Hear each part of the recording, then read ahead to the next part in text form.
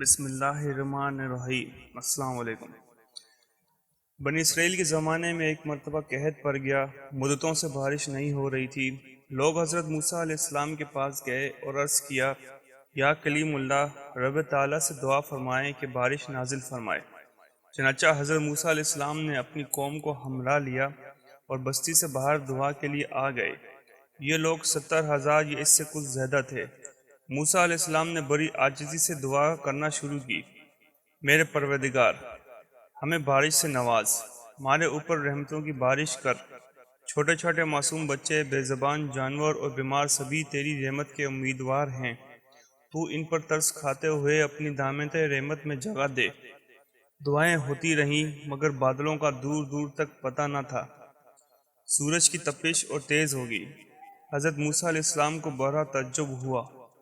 اللہ تعالیٰ سے دعا کے قبول نہ ہونے کی وجہ پوچھی تو وہی نازل ہوئی، تمہارے درمیان ایک ایسا شخص ہے جو گزشتہ 40 سالوں سے مسلسل میری نافرمانی کر رہا ہے اور گناہوں پر مصر ہے۔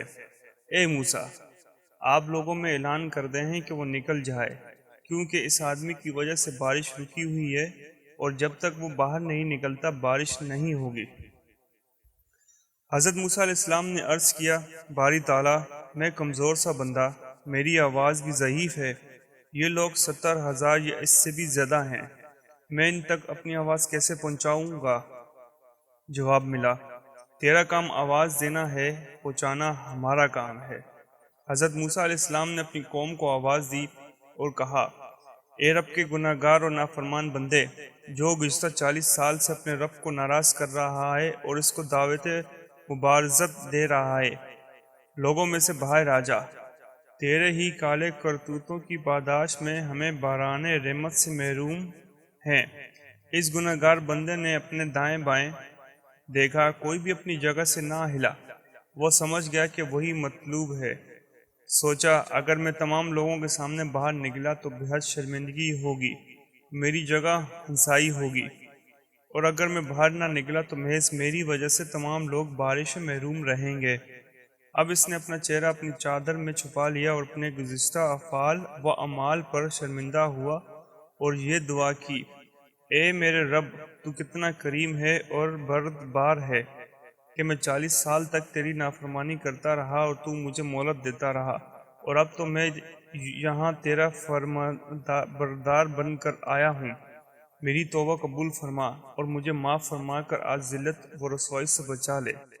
ابھی اس کی بات پوری نہیں ہوئی تھی کہ آسمان بادلوں سے بھر گیا اور موسلا دھار بارش شروع ہو گئی۔ اب حضرت موسیٰ علیہ السلام نے دوبارہ عرض کیا، یا الہی، آپ نے بارش کیسے برسانا شروع کر دی؟ وہ نافرمان بندہ تو مجمع سے باہر نہیں آیا۔ اللہ تعالیٰ نے فرمایا، اے موسیٰ، جس کی بدولت میں نے بارش روک رکھی تھی، اسی کی بدولت اب بارش برسا رہا ہوں، اس لیے اس نے توبہ کر لی ہے۔ موسیٰ علیہ السلام نے عرض کیا، یا اللہ، اس آدمی سے مجھے بھی ملا دے تاکہ میں اس کو دیکھ لوں۔ فرمایا، اے موسیٰ، میں نے اس کو اس وقت رسوا اور خوار نہیں کیا جب وہ میری نافرمانی کرتا رہا، اور اب جب کہ میرا مطیع اور فرمانبردار بن چکا ہے تو اسے کیسے شرمندہ اور رسوا کروں؟ وہ ایک گناہ گار اور نافرمان شخص تھا اور اس کی بدولت بارش کا نزول نہیں ہو رہا تھا، اور چند کو چھوڑ کر تمام امتی گناہ گار اور غفلت میں ہو تو پھر کیا حشر ہوگا۔